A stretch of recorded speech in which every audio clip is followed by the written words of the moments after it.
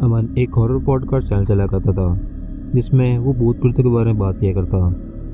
उसको ये काम करते हुए अब 3 साल से ऊपर हो चुके थे। इन 3 सालों में उसने अपने कई सारे फॉलोअर्स बना लिए थे जिनको उसकी नई स्टोरी का इंतजार हमेशा रहा करता था। लेकिन उसको नहीं पता था कि एक नई कहानी की वजह से उसकी ज़िंदगी कितनी ज़्यादा बदलने वाली है। अमन अपनी नई कहानी की रिसर्च के लिए पूरे दिन अपने लैपटॉप पर आगे बैठा हुआ था, लेकिन कई घंटे देने के बाद भी उसको कोई अच्छा कंटेंट नहीं मिल रहा था जिस पर वो अपनी कहानी लिख सके। अब रात के करीब 1 बज चुके थे और मैंने तय करा कि अब उसको जो भी कुछ मिलेगा वो उसी पर अपनी नई कहानी लिखेगा। कुछ देर की रिसर्च के बाद उसको ऐसा ही एक लिंक एक कहानी के नीचे मिला। वो किसी आदमी ने एक कमेंट में डाला हुआ था। अमन ने जैसे इस लिंक पर क्लिक करा वो एक अलग ही पेज पर ट्रांसफ़र हो चुका था। पहले तो उसकी पूरी लैपटॉप की स्क्रीन खाली हो गई।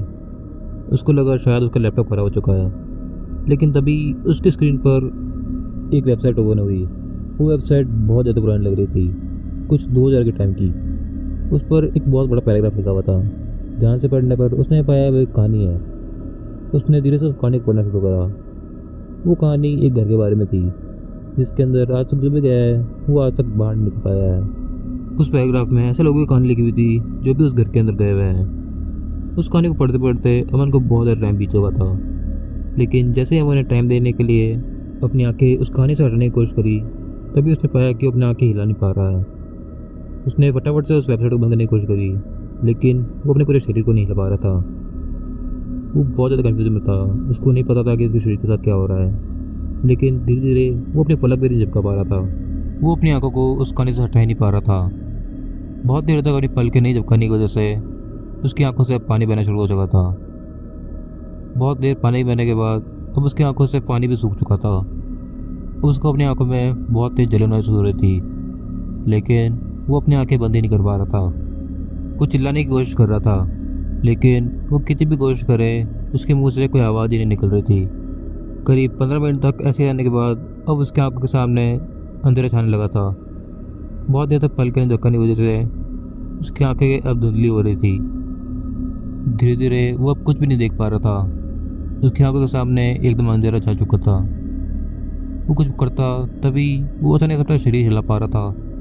वो वहाँ से उठा और भागकर अपने कमरे के बाहर जाने लगा, लेकिन तभी पता नहीं उसका पैर कैसे टकराया और वहीं पर नीचे गिर गया।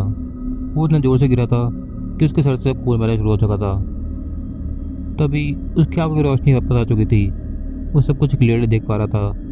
उसने देखा कि उसके रूम के कोने में एक आदमी खड़ा है जो कि अपनी हंसी रोकने की कोशिश कर रहा है। उसने अपनी पूरी ताकत लगाई और अपनी जगह से खड़ा हुआ।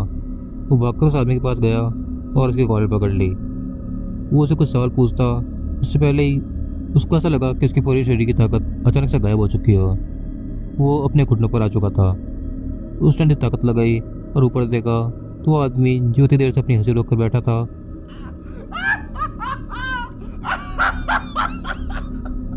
वो जोर जोर से हंसने लगा। अमन अब पूरी तरह से ज़मीन पर लेट चुका था।